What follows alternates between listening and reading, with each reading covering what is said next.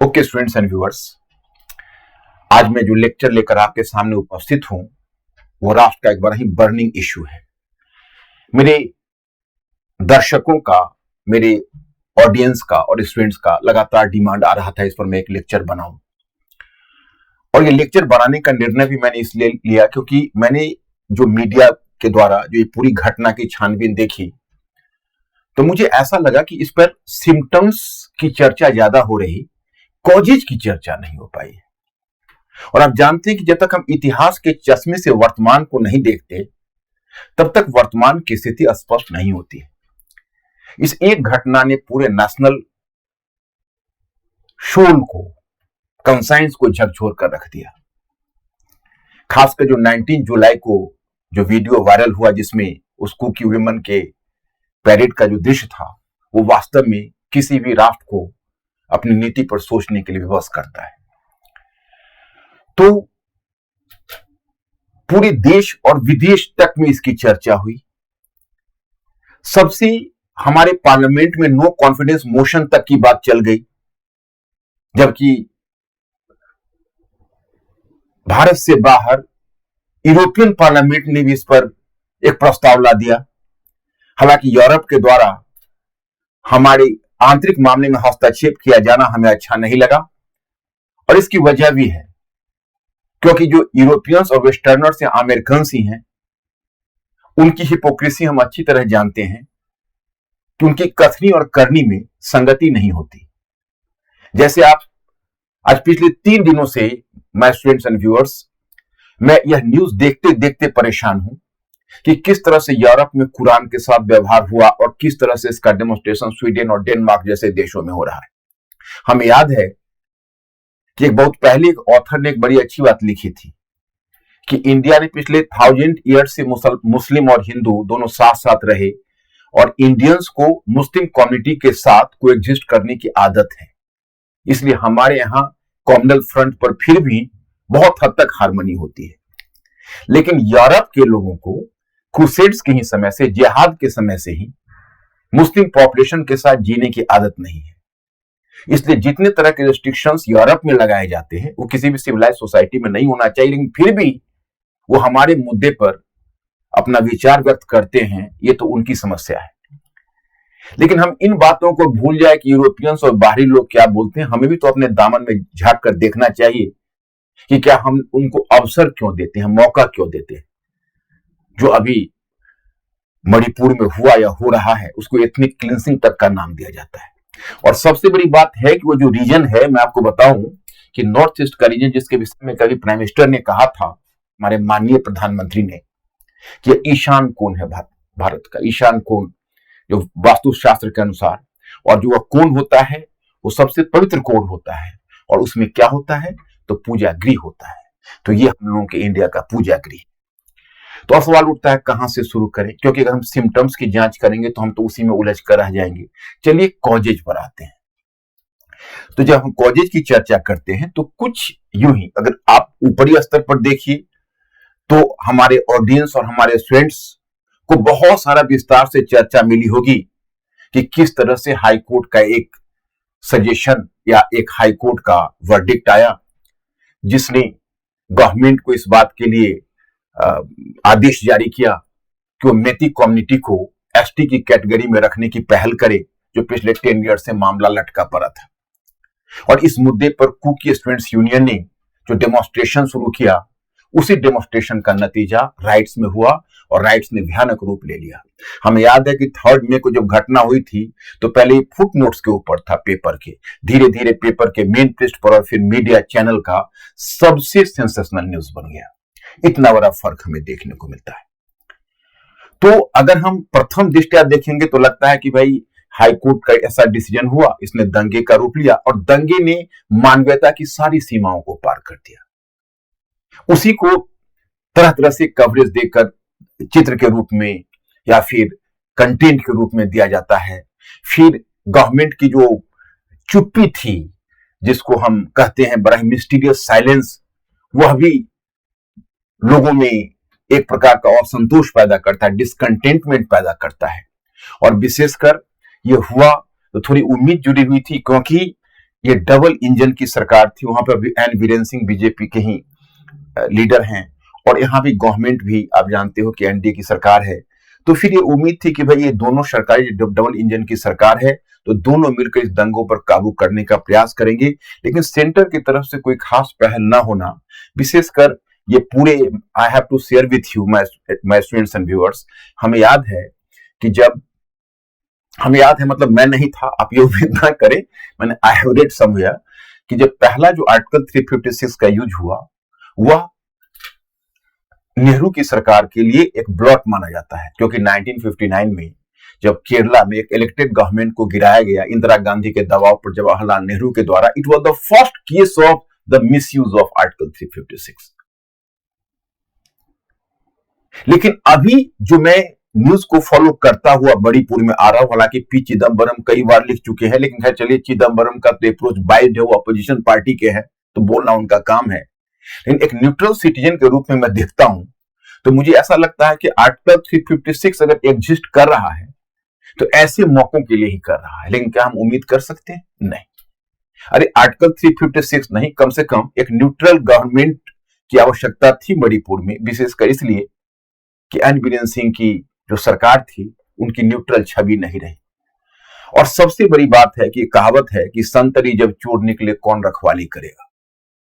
जब पुलिस वहां और उस तरह की जो न्यूट्रल एजेंसी है, जो लोगों को प्रोटेक्शन देने के लिए होती है, वह भी कहीं ना कहीं कॉम्युनलाइज हो गई, या कहीं ना कहीं वो भी एथनिक इन्फ्लुएंस का शिकार हो गई। तो ये चिंता की वजह है। लेकिन चलिए, ये तो सिम्टम्स को देखने से काम नहीं चलेगा, हमें मेन कॉजेज पर जाना पड़ेगा कि what were the real causes behind that. तो चलिए, कहां से शुरू करें? हम शुरू करते हैं ब्रिटिश शासन से, क्योंकि उससे भी थोड़ा पहले आपको ले चलते हैं, क्योंकि बिना इतिहास के चश्मे से देखे हुए वर्तमान को आप नहीं समझ सकते हो और ना उसके साथ जस्टिस कर सकते हो। बात यूं है कि ये इंडिया का मानचित्र है। मुगलों ने एक बड़ा साम्राज्य बनाया था। मुगलों का जो एम्पायर था वो दक्षिण में तो औरंगजेब ने कृष्णा नदी तक पहुंचा दिया था, बट टाइम बीइंग, लेकिन चलिए दक्कन तक तो निश्चय ही था, यहां तक तो आप ले ही सकते हो, और बंगाल तक उनका शासन था। एक बार जहांगीर और एक बार औरंगजेब ने ईस्ट की तरफ जाने की कोशिश की थी, असम की। अब चलिए, मैं थोड़ा सा आपको और भी पहले ले चलता हूं। जब आप भारत में सभ्यता का विकास देखेंगे, so civilisation just drifted from west to east. जो सभ्यता है वो पश्चिम से पूरब की तरफ गई, पूरब से पश्चिम की तरफ नहीं आई, क्योंकि रेनफॉल ऐसे बढ़ता गया, और जैसे जैसे वर्षा की मात्रा बढ़ती गई, वैसे वैसे जंगल भी घने होते गए। तो आप मोस्ट ऑफ द टाइम जो हिस्ट्री में देखेंगे, तो बंगाल तक तो आबाद हो गया गुप्ता पीरियड तक, हिस्ट्री के मौर्य पीरियड तक, तो बंगाल तक तो आबाद हो गया। परंतु बंगाल से ईस्ट जाने में चूंकि जंगल इतने घने थे कि लगभग पूर्व मध्यकाल से धीरे धीरे वो आबाद होना शुरू हुआ। लेकिन आपको देखने में एक ऐसा दिखेगा कि नॉर्थ इंडिया का कोई भी गवर्नमेंट ईस्ट पर, नॉर्थ ईस्ट पर नियंत्रण नहीं रख पाई। क्योंकि जब हम लोग नेशन इन बिल्डिंग की बात करते हैं, तो हमारे लिए एक बहुत बड़ा चैलेंज है, क्योंकि हमारा तो इंडिया एक, आप जानते हो कि सब कॉन्टिनेंट है, but it is having a continental size, इसका महाद्वीपीय आकार है। और ऐसे बड़े क्षेत्र में एक नेशन का निर्माण करना, आप कल्पना करें कि अगर बीच में पाकिस्तान का पार्टीशन नहीं होता, फिर इसका साइज क्या होता। तो ऐसी नेशन का निर्माण करना, really it was a greater challenge for us, obviously you can से। तो अब हम इस पर नजर अगर डालते हैं, तो हमें पता चलता है कि सुल्तान तक, दिल्ली के सुल्तान तक तो ईस्ट की बात सोच भी नहीं सकते थे। मुगल में अकबर तक नहीं सोच सका। अकबर का बेटा जहांगीर ने पहली बार इस दिशा में प्रयास किया, और एक बार सेनाओं असम में भेजनी चाहिए। अब आपको जिज्ञासा होगी, अभी असम में क्या है? तो चलिए, एक डायनेस्टी है जो म्यांमार में है, ये जो बर्मा, तब वो बर्मा था, अभी म्यांमार है। और बर्मा से आया हुआ दो तरह के विचार मिलते हैं। एक ताई डायनेस्टी थी, ताई बोलते हैं, शान भी बोलते हैं उसको। आपने एक नाम सुना होगा, अहोम। अहोम, असम शब्द इसी अहोम से आया है, दैट इज कॉल्ड अहोम। ये कहां से था? टाई डायनेस्टी था। दो इंफॉर्मेशन मिलता है। एक इंफॉर्मेशन मिलता है कि संभवतः यह बर्मा अथवा म्यांमार से आई हुई डायनेस्टी थी, और एक विचार मिलता है कि चीन के यूनान प्रांत से आया हुआ था, whatever may be the reason. लेकिन ये डायनेस्टी लगभग 13वीं सदी में स्थापित हुई, मतलब इसका 12 से 28 तक यह स्थापित हो गई और असम में यह डायनेस्टी स्थापित हो गई। It was Ahom dynasty.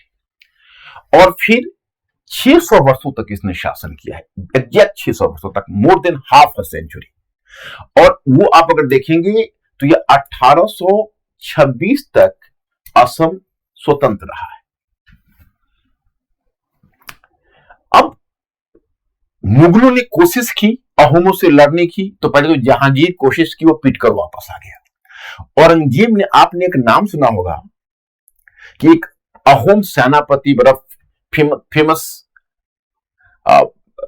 Borphukan के बारे में आपने, एक अहोम सेनापति के बारे में सुना होगा, तो रचित बरफुकन आपने नाम सुना होगा। तो रचित बरफुकन अहोमों का सेनापति था, जो औरंगजेब के सेनापति से वॉर किया था, उस वॉर में हराया भी था फॉर टाइम भी। बाद में औरंगजेब ने फिर मीर जुमला को भेजा था। तो जो उसमें मुगल सेना का लीड कर रहा था राम सिंह, वो कछवाहा राजपूत मनसबदार, तो उसमें मुगलों को सफलता नहीं मिली। जैसे तैसे औरंगजेब थोड़ी सी अपना पावर को असर्ट करने की कोशिश की, परंतु उसको सफलता नहीं मिली। बाद में हिस्टोरियंस ने इसको एक दूसरी दिशा दे दी और कहीं ना कहीं रचित बरफुकन को एक नेशनल कैरेक्टर भी इस्टेब्लिश करने का प्रयास किया। लेकिन ये लॉजिक मेरी समझ में नहीं आता है, क्योंकि अब राम सिंह ज्यादा नॉर्थ इंडिया के निकट थे या रचित बरफुकन। लेकिन चलिए, हिस्ट्री में अलग अलग धाराएं होती है, अलग अलग हिस्टोरियंस होते हैं, अलग अलग पर्सपेक्टिव होता है। क्योंकि मुगल मेन स्ट्रीम इंडिया का प्रतिनिधित्व उस समय कर रहे थे और उसके सेनापति जो राम सिंह थे वो भी प्रचंड हिंदू ही नहीं थे, कछवाहा फैमिली से थे। खैर एनीवे व्हाटएवर में भी, लेकिन मुगलों को सफलता नहीं मिली। बाद में जब ब्रिटिश आए तो ब्रिटिश को रिसोर्सेस की बहुत भूख थी, संसाधनों की, और पहाड़ी क्षेत्रों में बहुत सारे संसाधन थे, टिम्बर मिलते थे, लकड़ियां मिलती थी, फिर कुछ एक खनिज मिलते थे वहां। इसके अलावा कुछ उनको भूख थी जमीन की भी, कि वहां पर हम खेती करवाएं और उससे हम रेवेन्यू भी प्राप्त करें। तो बहुत सारी भूख के कारण धीरे धीरे ब्रिटिश पूरब की तरफ बढ़ना शुरू किया। तो सबसे पहला ब्रिटिश का प्रयास देखोगे 1816 में गैरो की पहाड़ी पर उन्होंने नियंत्रण किया है। जैसे आपको मैं बताता हूं, दैट इज कॉल्ड गैरो की पहाड़ी। तो ये 1816 में, तो अब देखो गैरो हिल्स, यहीं पर पहले बंगाल के बॉर्डर पर ये था। तो 1816 में पहले इन्होंने इस पर नियंत्रण स्थापित किया। उसके बाद क्या हुआ कि मैंने अभी आपको बताया कि जैसे अहोम राज्य था, तो अहोम राज्य में, you are just observing here, कि अहोम राज्य में ये यहाँ का शासक था, तो उस पर बार बार असम पर बर्मा का हमला हो रहा था। तो उसी में अहोम शासक ने ब्रिटिश से मदद मांग दी, ब्रिटिश इसका फायदा उठाया। खैर एनीवे उतनी राम कहानी में हमें नहीं जानी, हम मोटे तौर पर आपको बताते हैं कि 1826 में जो प्रथम एंग्लो बर्मा वॉर हुआ, उसमें ब्रिटिश ने बर्मा को पराजित किया और 1826 में उसने असम को जीत कर मिला लिया। और उसी समय बर्मा से कुछ और भूभाग उस ब्रिटिश ने अलग किया था, जिसमें इधर आप देखोगे जैंतिया हिल है, मैं आपको दिखाऊंगा जैंतिया और खासी हिल। तो गैरो, खासी, जैंतिया। तो गैरो तो पहले ही ले चुके थे और फिर उसके बाद खासी, जैंतिया हिल्स लिया। और उसके बाद एक रीजन था, उसको कछर का रीजन बोलते हैं। तो ब्रिटिश ने उनसे कछर का रीजन भी छीना, कछार उसको बोलते हैं। तो ये सब रीजन ब्रिटिश ने छीन लिया। और उसके बाद 1835 में, जैसे आप अगर विलियम बेंटिंक के बारे में सुना होगा, तो 1835 में विलियम बेंटिंक ने जैंतिया को भी मिला लिया, कछार को भी मिला लिया और गैरो हिल्स को तो पहले ही मिलाया हुआ था। इस तरह से धीरे धीरे जो रीजन है वो रीजन डेवलप करता गया और ब्रिटिश के नियंत्रण में आता गया। अब मैं आपको बताना चाहूंगा कि अब धीरे धीरे ग्रेजुअली यह रीजन बंगाल का पार्ट बनता गया। जैसे ब्रिटिश ने पहले इसको अलग शासन नहीं किया, बल्कि ब्रिटिश ने इस पर शासन जस्ट बंगाल के पार्ट के रूप में किया है। यहां पर मैं आपको मानचित्र पर दिखा रहा हूं।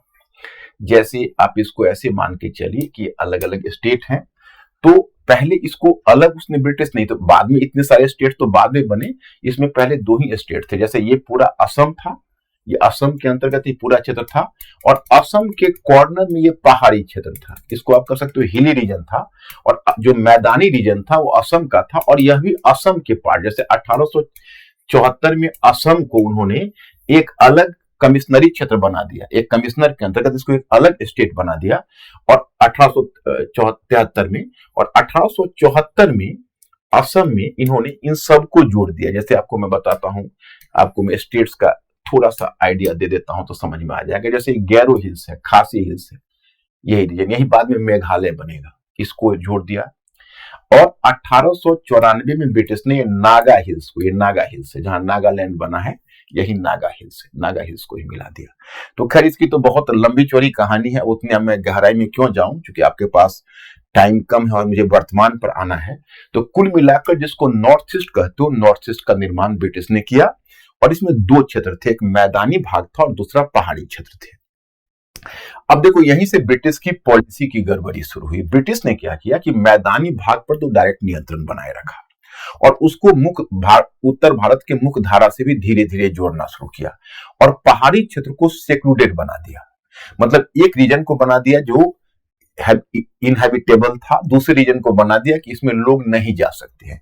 मतलब the policy of seclusion, secluded area उसको घोषित कर दिया। और मैं आपको बताऊं कि सब करने के बाद ब्रिटिश ने 1873 में, आप लोग सुनते होंगे, अगर नॉर्थ ईस्ट के बारे में आप पढ़ते होंगे तो आप एक टर्म आपको मिलता होगा, इनर परमिट लाइन। तो जो इनर लाइन परमिट है, वो इनर लाइन परमिट उन्होंने लागू कर दी और उस इनर लाइन परमिट के तहत उन्होंने क्या किया कि भाई बाहरी लोग हैं, वहां जाने के लिए एक इनर लाइन परमिट उनको लेना पड़ेगा। और जब इनर लाइन परमिट होगा, ये पहली बार उन्होंने 1873 में लागू की। केवल दो क्षेत्र को अपवाद में रखा, गैरो और खासी को। मतलब उनका मानना था कि गैरो और खासी में लोग ना जाए, उनके क्षेत्र में हम, लेकिन बाकी क्षेत्र में 15 डेज से 6 मंथ तक परमिट लेके लोग जा सकते थे और उस परमिट के टाइम को बढ़ाया भी जा सकता था। तो ऐसा क्यों था मैं बताता हूं। क्योंकि असम का इकोनॉमिक इंपॉर्टेंस धीरे धीरे बढ़ रहा था, उसके आर्थिक जो महत्व है असम का, वो बढ़ता जा रहा था। और इसका बढ़ने की वजह यह थी कि वहां पर चाय का प्रोडक्शन शुरू हो गया। मैं आपको बताऊं कि पहली 1837 में पहली चाय का पहला बागान असम में डेवलप हुआ। चाय एक आमदनी का बहुत बड़ा सोर्स था। चाय के अलावा, टी के अलावा असम में फिर आगे चलकर ऑयल का प्रोडक्शन भी होने लगेगा। टिम्बर का क्षेत्र असम था, तो असम का बहुत सारा इकोनॉमिक इंपॉर्टेंस था और इन पहाड़ी क्षेत्रों का भी इकोनॉमिक इंपॉर्टेंस था। तो ब्रिटिश ने उस इकोनॉमिक इंपॉर्टेंस को ध्यान में रखते हुए पहाड़ी क्षेत्र में धीरे धीरे परमिट के माध्यम से लोगों को भेजना शुरू किया, जिसको इनर लाइन परमिट कहते हैं। Sorry, inner line permit, ILP, inner line permit इसको नाम दिया गया और 1873 में इसको लागू किया गया। अब मैं यहां पर आपको बताना चाहता हूं कि देखिए अब समस्या, प्रॉब्लम क्या आया। जैसे इससे पहले जो अहोम शासक थे वो भी वो ट्राइबल रीजन, जैसे आप इस बात को ध्यान में रखिए, असम में तो एक मैदानी क्षेत्र है, जो मैदानी क्षेत्र वहां तो खेती होती थी प्रॉपर, वहां पर लोग प्रॉपरली सेटल थे। मध्यकाल में भी आपने एक शंकर देव करके भक्ति संत का नाम सुना होगा, वो भी अहोम शासक के समय ही थे और अहोम शासक का हिंदूकरण भी हुआ था बहुत हद तक। लेकिन जो जनजातीय क्षेत्र थे, वो जनजातीय क्षेत्र पर अहोम शासक ने नियंत्रण तो किया हुआ था, लेकिन अहोम शासक को इस बात का अनुमान था, क्योंकि अलग अलग थे, आप जानते हो, खासी थे, गैरो थे, फिर कुकी थे, ये सब अलग अलग जनजातियां थी, मिजो, कुकी, नागा। तो इतने सारे जनजातियों को एसोसिएट करके और उनको अपने प्रभाव क्षेत्र में लेकर चलना किसी भी शासक के लिए चुनौतीपूर्ण था। तो उन्होंने क्या किया कि एक बहुत ही प्रैग्मेटिक पॉलिसी अपनाई। जैसे उनको मैदानी क्षेत्र में आने देते थे, तालाब से मछली मारने देते थे, फिशिंग करने देते थे, उनको कुछ सुविधाएं देते थे, उनको पास्चर लैंड, चारागाह देते थे। तो क्या होता था कि जो ट्राइबल पीपुल थे वो फ्रेंडली बने रहे, उन्होंने प्रॉब्लम क्रिएट नहीं किया। लेकिन जब ब्रिटिश आए तो ब्रिटिश को उस क्षेत्र की समझ नहीं थी। ब्रिटिश को सिर्फ यही लगता था कि हम मैदानी लोगों को उस भूभाग में नहीं जाने देंगे और उनको अगर हम सेक्लूडेड रखेंगे तो उससे क्या होगा कि वे लोग फिर हॉस्टाइल नहीं होंगे। ब्रिटिश को उनसे कोई सिंपैथी नहीं थी, उनके डेवलपमेंट से कोई लेना देना नहीं था। ब्रिटिश चाहते थे हॉस्टाइल नहीं हो, शत्रुतापूर्ण नहीं हो। तो ब्रिटिश ने इसमें पॉलिसी अपनाई कि इसको हम असम मैदानी क्षेत्र को नॉर्थ इंडिया से जोड़कर रखते हैं और इनको सेक्लूडेड रखते हैं, अलग रखते हैं, बिल्कुल। और इसमें चूंकि इनर लाइन परमिट उन्होंने लागू कर ही दिया था कि लोग वैसे अपनी मर्जी से वहां नहीं जा सकते हैं, और खासकर खासी और गैरो में तो उन्होंने जाने की मनाही कर दी थी। तो इस तरह से उसको एक सेक्लूडेड रीजन बना के रखा और उसके रिसोर्सेस का दोहन करते रहे और उन पर बहुत तरह के रेस्ट्रिक्शन लगाना शुरू किया। तो जब रेस्ट्रिक्शन लगाना शुरू किया, जैसे उनकी लकड़ी काटी जाती थी, उनको अपने संसाधनों से वंचित किया जाता था। तो धीरे धीरे क्या हुआ कि उनमें एक प्रकार का डिसकंटेंटमेंट आने लगा और समय समय पर वो विद्रोह करने लगे ब्रिटिश के विरुद्ध। जैसे आप अगर मॉडर्न हिस्ट्री पढ़ते होगे तो उत्तिरोध सिंह का विद्रोह, खासी विद्रोह आप पढ़ते होगे। तो इस तरह से बहुत सारे गैरो विद्रोह, तो मतलब इस तरह से बहुत सारी जनजातियां थी वो विद्रोह करने लगी। जैसे मैती ने भी विद्रोह किया, मैती में महिलाओं ने ब्रिटिश के अगस्त में 1839 में एक विद्रोह किया था, बहुत बड़ा विद्रोह किया था। तो इन सब चीजों से ब्रिटिश को लग रहा था कि भाई इनकी ये लोग हॉस्टाइल हैं, इनको हम जहां तक संभव हो सके इनके मामले में इंटरवेन ना करें, लेकिन अगर ये रिवोल्ट करते हैं तो इनको विथ आयरन हैंड दबा दिया जाए। तो आपको मैं बताऊं कि सबसे पहले जो असम राइफल्स की स्थापना की वो ब्रिटिश ने की, और ये असम राइफल्स आज तक चले आ रहे हैं। जो ब्रिटिश हुकूमत में असम राइफल्स का गठन हुआ था और उनके विद्रोह को दबाने के लिए असम राइफल्स का गठन हुआ था।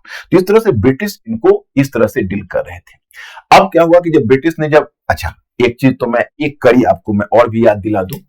ये तो मैंने नॉर्थ ईस्ट की बात कही, लेकिन जरा आप, क्योंकि भारत में आप राष्ट्र निर्माण पढ़ते हो, तो राष्ट्र निर्माण में एक यह भी जान लीजिए कि ये जो बर्मा, जिसको आप म्यांमार कहते हो, पहले बर्मा था।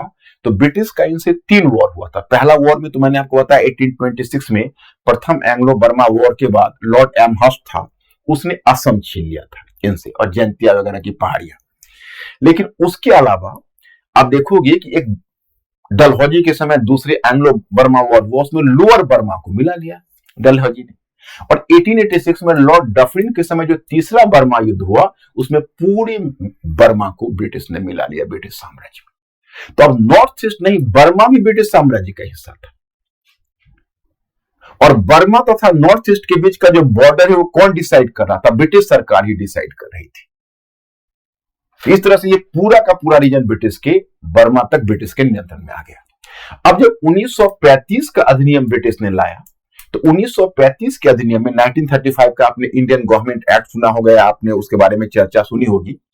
तो जो 1935 का अधिनियम आया था ब्रिटिश ने, तो उसमें मैं आपको बताऊं कि ब्रिटिश ने पहली बार प्रोविंशियल ऑटोनॉमी मंजूर की थी और फिर 11 प्रांतों में चुनाव हुए थे। Elections where held into 11 provinces, और उसमें पूरी तरह से प्रांतीय स्वायत्तता दी गई थी कि देशी सरकार यहां बनेगी और निर्वाचन के आधार पर कोई भी सरकार बनेगी। उसमें असम भी एक प्रोविंस था और असम में 1935 के इस अधिनियम के आधार पर 1937 में एक चुनाव हुआ।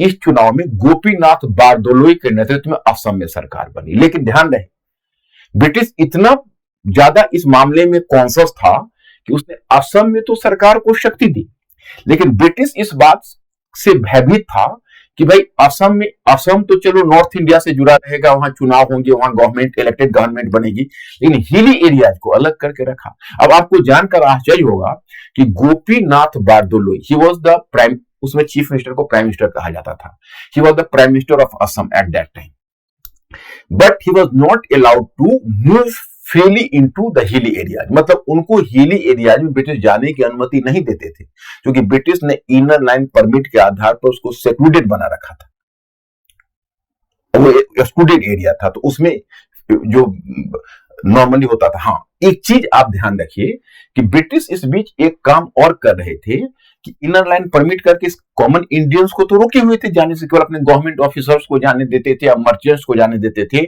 उन्हें जाने देते थे जिनसे उनका अपना इकोनॉमिक बेनिफिट था, उनका अपना आर्थिक लाभ था।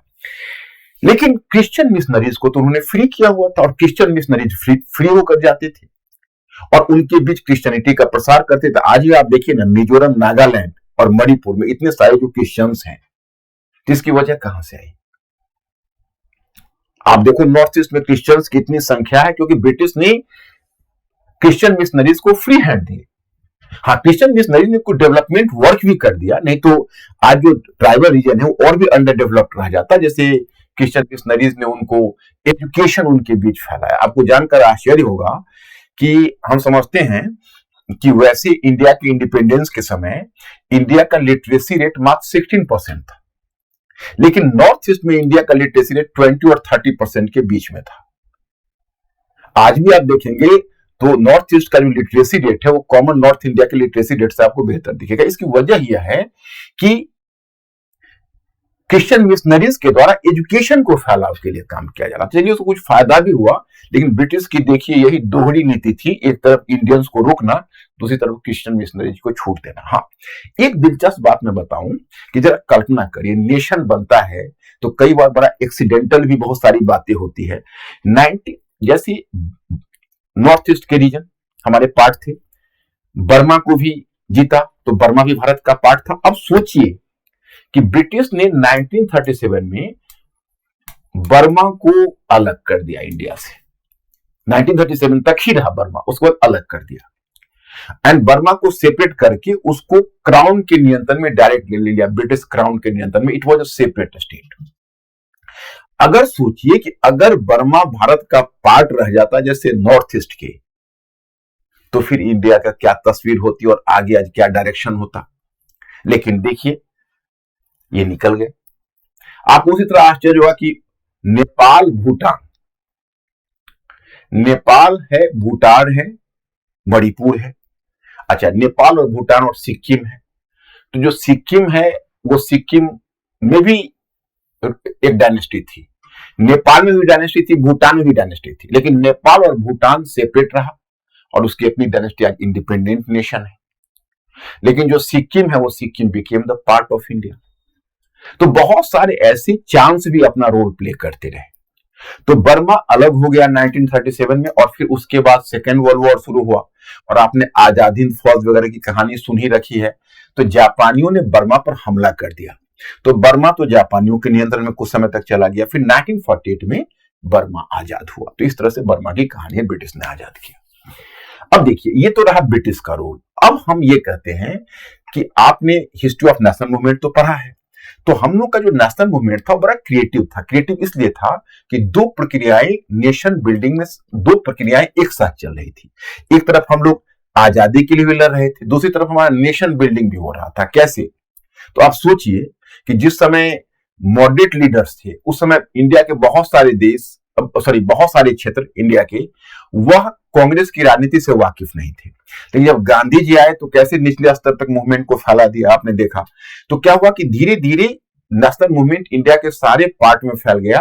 1942 के क्विट इंडिया मूवमेंट में आपने देखा कि नीचे तक इसका इंपैक्ट, नॉर्थ इंडिया से साउथ इंडिया तक हर जगह इसका इंपैक्ट आपने बहुत सारे non cooperation movement, civil disobedience movement में आपने देखा। लेकिन आश्चर्य आपको होगा कि कांग्रेस ने नॉर्थ ईस्ट में कोई मूवमेंट नहीं चलाया और ना नॉर्थ ईस्ट के नेताओं को मुख्य धारा से जोड़ने का प्रयत्न किया। मतलब नेशनल मूवमेंट का ये फेलियर हुआ कि उसने नॉर्थ ईस्ट के क्षेत्र को, जैसे असम तक तो था, मैदानी भाग तक था, प्लेन तक, लेकिन जो हिली रीजन है उसको गंभीरता से इंडियन नेशनल कांग्रेस ने भी नहीं लिया। हालांकि ये घटना हुई मणिपुर में, आप लोगों ने पढ़ा होगा कि नागालैंड की थी और मणिपुर में उसने एक मूवमेंट चलाया था, जेलियांगग्रांग मूवमेंट। आपने जैदोनांग का नाम सुना होगा और शायद जैदोनांग का नाम तो नहीं सुना होगा, लेकिन आपने रानी गैडिन्ल्यू का नाम सुना होगा। रानी गैडिन्ल्यू एक नागालैंड की महिला लीडर थी और वो उसने उस समय ब्रिटिश के अगेंस्ट में संघर्ष किया और ब्रिटिश के अगेंस्ट में उसने संघर्ष किया, उसके विरुद्ध उसने मिलिशिया को भी गठित किया। अंत में वो गिरफ्तार हुई और 17 ईयर्स के एज में गिरफ्तार हुई और वो जेल में डाल दी गई। तो कोहिमा जेल में उससे मिलने के लिए पंडित जवाहरलाल नेहरू गए थे जेल में, संभवतः 1932 में। और जब 1947 में जब देश आजाद हुआ तब वह निकली। उसने पूरी अपनी युवा अवस्था काट दिया, उसको पद्म विभूषण भी मिला 1982 में। और इस तरह से आप देखते हो कि वह एक ऐसी रानी गैडिन्ल्यू थी जिसको कांग्रेस ने कोई ज्यादा उसको प्रमोट किया, लेकिन अन्यथा हिली रीजन में कांग्रेस ने कोशिश नहीं की इस तरह के नेशनल मूवमेंट को आगे बढ़ाने की। तो मैं आपको बता दूं कि सबसे बड़ी बात यह हुई कि जिस समय हमें आजादी मिल रही थी उस समय हिली रीजन हमारी मुख्य धारा में नहीं था और ब्रिटिश के दिमाग में कुछ अलग खिचड़ी पक रही थी। ब्रिटिश के दिमाग में खिचड़ी यह पक रही थी कि असम तो ब्रिटिश के हाथ से वैसे भी अब जाने वाला था, क्योंकि पूरे भारत में अब पार्टीशन भी हो रहा था, स्वतंत्रता भी मिल रही थी। और असम का सिलहट जिले में मुस्लिम जनसंख्या थी।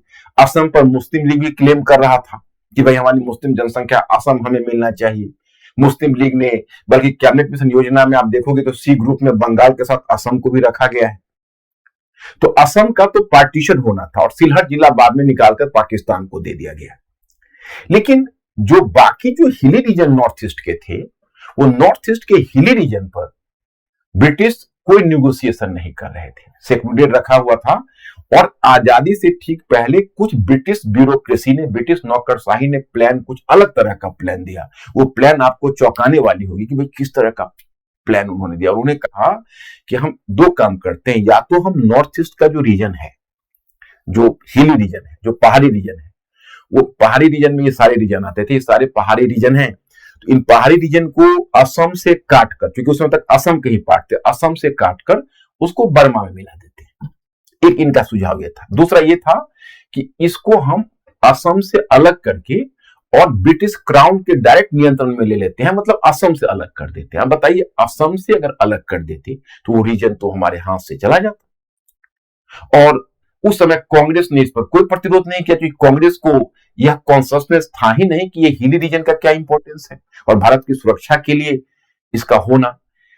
कांग्रेस का ध्यान तब गया जब नागालैंड में एक लीडर का उद्भव हुआ। जिस समय भारत में आजादी मिल रही थी, उसमें नागालैंड में एजेड फिजो, आपने नाम सुना होगा, एजेड फिजो करके एक लीडर का उद्भव हुआ। वो नागालैंड का लीडर था, उसने नागालैंड की स्वतंत्रता की मांग करनी शुरू कर दी। वो पंडित जवाहरलाल नेहरू से भी मिला, लेकिन कांग्रेस हर तरह की रियायत देने के लिए तो तैयार थी, लेकिन यह बात तो आजादी के बाद हम लोगों का बिल्कुल ही क्लियर एजेंडा था कि separation would never be accepted, हम लोग विभाजन को कभी भी स्वीकार नहीं करेंगे।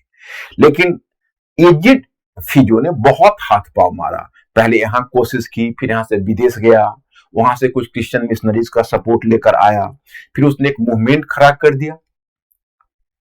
और आपने एक संस्था का नाम सुना होगा, NSCN, आपने नाम सुना होगा, national socialist council of Nagaland का गठन हुआ, उसने स्वतंत्रता की मांग शुरू कर दी, इन्होंने इलेक्शन का बहिष्कार किया और बहुत तरह की चीजें। अब इसमें मैं आपको बताना चाहता हूं, ये तो नागालैंड का हाल है।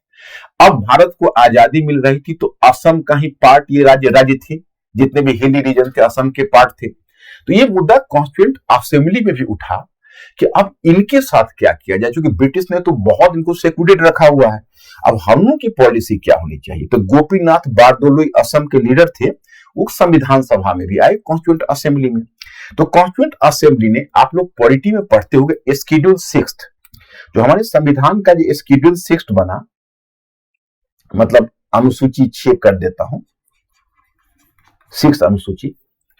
तो शेड्यूल जो 6 बना, ये शेड्यूल 6 का मतलब हुआ कि यह जितनी भी ये हिली रीजन्स हैं, उनको इस मामले में ऑटोनॉमी होगी कि उनकी अपनी सेपरेट डिस्ट्रिक्ट काउंसिल होगी, रीजनल काउंसिल होगी, और उनका फॉरेस्ट संबंधी नीति, उनका विलेज संबंधी नीति, उनका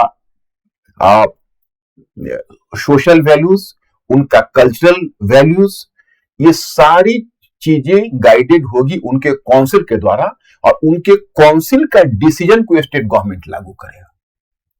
तो चलिए, उनको काउंसिल की सेपरेट व्यवस्था करके एक तरह से लोकल सेल्फ गवर्नमेंट को मजबूत किया गया शेड्यूल 6 के तहत, कि भाई आपको ऑटोनॉमी रहेगी, आप लोग संतुष्ट हो जाइए। इनर लाइन परमिट जो ब्रिटिश ने बनाया था 1873 में, उसको हमने हटाया नहीं, वो कायम रहा। थोड़ा वो संशोधन हुआ, लेकिन वो भी कायम रहा। तो दो चीजें हो गई।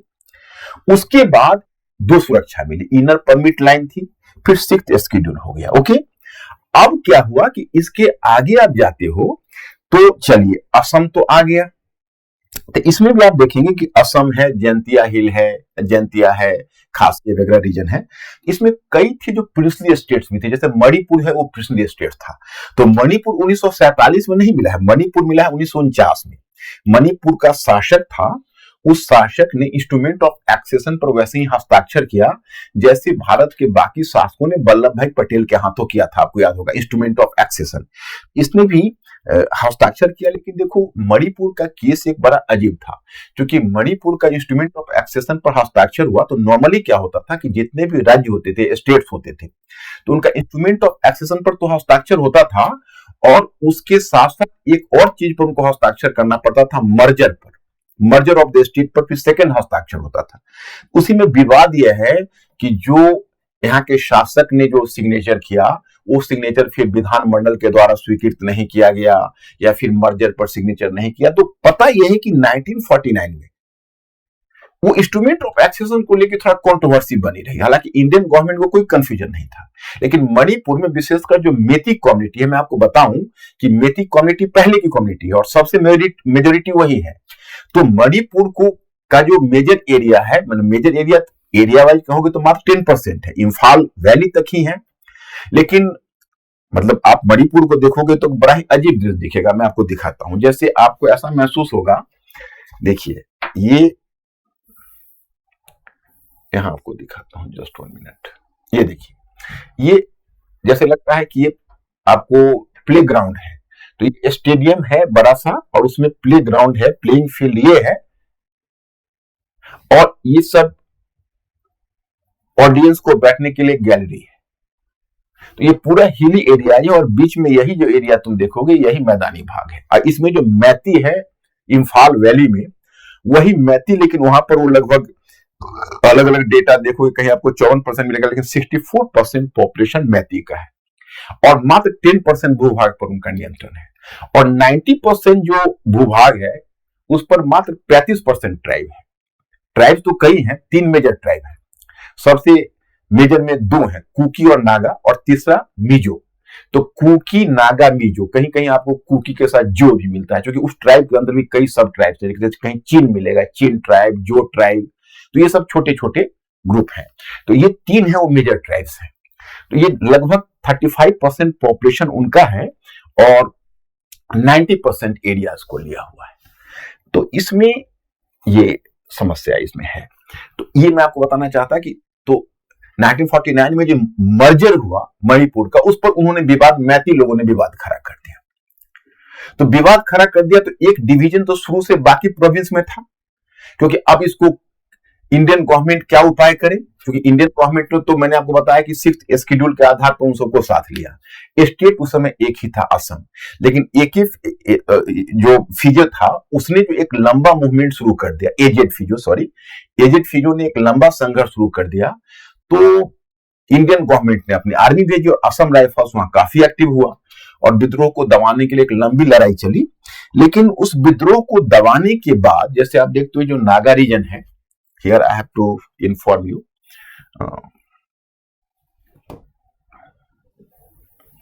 just 1 minute। ये देखिए, ये तो नागालैंड बाद में बना, तो ये नागा हिल्स था पहले, असम का ही पार्ट था। तो अंत में हुआ, ये नागालैंड तो सेपरेशन की मांग कर रहा था। अंत में एक कॉम्प्रोमाइज फार्मूला हुआ, विशेषकर जब 1962 में चाइनीज वॉर हो गया तो ये म्यांमार के बॉर्डर पर था और चाइना की एक्टिविटी जहां पर बहुत सघन थी। तो फिर आप देख रहे हो कि अरुणाचल के उधर का एरिया पर उसे भी आप देखते हो उसने कब्जा कर रखा था। तो अब हुआ कि नागा लोगों को भड़का सकते हैं वो, तो फिर नागा लोगों को हम लोग थोड़ा सा अपने विश्वास में लेने की कोशिश की। तो 1963 में हमने नागालैंड को एक सेपरेट स्टेट बना दिया। तो असम से अलग होकर सेपरेट स्टेट बनने वाला नागालैंड है पहला। तो नागालैंड बना तो हुआ कि भाई नागा लोगों को अपनी कहा कि मैं तो इससे सेटिस्फाई नहीं हूं, मैं बाकी स्टेट की तरह तो नहीं रहूंगा, मुझे तो कुछ स्पेशल स्टेटस चाहिए होगा। तो नागा लोगों को संतुष्ट करने के लिए आर्टिकल 371 में इनका पोजीशन है ए में इनका विशेषाधिकार दे दिया गया। तो 3 चीजें सुरक्षा नॉर्थ ईस्ट को मिल रही है, देखना। पहला इनर लाइन परमिट, दूसरा 6th शेड्यूल, और तीसरा आर्टिकल 371। आर्टिकल 371 में धीरे धीरे पहले तो नागालैंड को शुरू हुआ, फिर जब 1949 में मणिपुर मिला तो फिर मणिपुर के लिए भी जगह बनाई गई। तो मणिपुर को 371C में रखा गया स्पेशल स्टेटस, और उसी प्रकार से आगे मिजोरम 1987 में बनेगा। मैं आपको सबके बारे में बता रहा हूं। तो पहले तो ये स्टेट बने, उसके बाद फिर डिमांड स्टेट का आता रहा, क्योंकि असम से अलग होकर अपने ट्राइबल एथनिसिटी के आधार पर वो मांग करते रहे। तो चलिए 1971 का जब बांग्लादेश वॉर हुआ और उसमें जब भारत को सफलता मिली, तो उसके बाद वहां पर बॉर्डर पर थोड़ा सा तो टेंशंस बढ़ा। तो अंत में इंडियन गवर्नमेंट ने सोचा कि चलो कुछ स्टेट्स को और भी हम देते हैं, अलग करते हैं।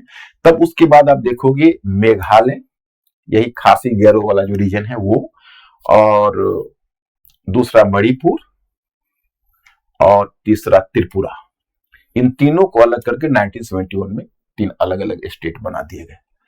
अब बच गए यही अरुणाचल प्रदेश। तो अरुणाचल प्रदेश का पहले नाम था नेफा, क्योंकि ये बॉर्डर पर था। तो ये बॉर्डर पर नेफा था, और एक बच गया मिजोरम। क्योंकि मिजोरम में है लुसाई हिल है, सबके अलग अलग हिल है, जैसे ये नागा हिल है, लुसाई हिल मिजोरम का है, तो मिजोरम बच गया, ये दो बचा हुआ। तो 1986 में उस समय राजीव गांधी की सरकार थी, वो हम लोगों के लिए करंट अफेयर था। तो राजीव गांधी का जो गवर्नमेंट था उसने लाल डेंगा वहां का लीडर था, उसने 1986 में वो मिजो नेशनल फ्रंट चलाता था। तो फिर उसके साथ 1986 में मिजोरम के साथ एक एग्रीमेंट किया, समझौता किया। उस आधार पर 1987 में मिजोरम भी एक स्टेट बन गया और इसको स्टेट का दर्जा मिल गया। और नेफा भी 1987 में ये भी अरुणाचल प्रदेश के नाम से स्टेट बन गया। तो इसी को सेवन सिस्टर्स कहते हैं, और सिक्किम को कहते हैं एक ब्रदर है, क्योंकि सिक्किम इनसे अलग है। इनको 1975 में सिक्किम को बाद में अनेक्स किया गया था, वो इंदिरा गांधी के टाइम में, तो उसको कहते हैं सेवन सिस्टर्स है, वो ब्रदर है। तो देखो अब इसमें प्रॉब्लम क्या है कि बेसिक प्रॉब्लम अगर आप देखोगे, जैसे आप अगर अकेला मणिपुर के प्रॉब्लम को देखोगे तो नॉर्थ ईस्ट के प्रॉब्लम को नहीं समझ पाओगे। दो तीन समस्या है। एक समस्या तो मैं आपको बताता हूं कि समस्या है कि इधर म्यांमार है, इधर म्यांमार है।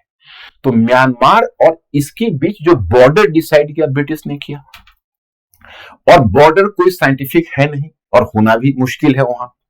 तो क्या है कि कई स्टेट्स के बॉर्डर म्यांमार से मिल रहे हैं। देखिए अरुणाचल प्रदेश के बॉर्डर मिल रहे हैं, आप इधर शायद आपको नहीं दिख रहा होगा, अरुणाचल के मिल रहे हैं, डायरेक्ट म्यांमार से मिल रहे हैं, नागालैंड के मिल रहे हैं, मणिपुर के मिल रहे हैं और मिजोरम के मिल रहे हैं।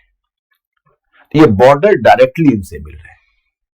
और इसमें पॉपुलेशन का क्या है कि जैसे अब नागा पॉपुलेशन है, तो नागा पॉपुलेशन इधर भी है और नागा पॉपुलेशन इधर भी है, और नागा पॉपुलेशन मणिपुर में भी है और नागा पॉपुलेशन अरुणाचल में भी है।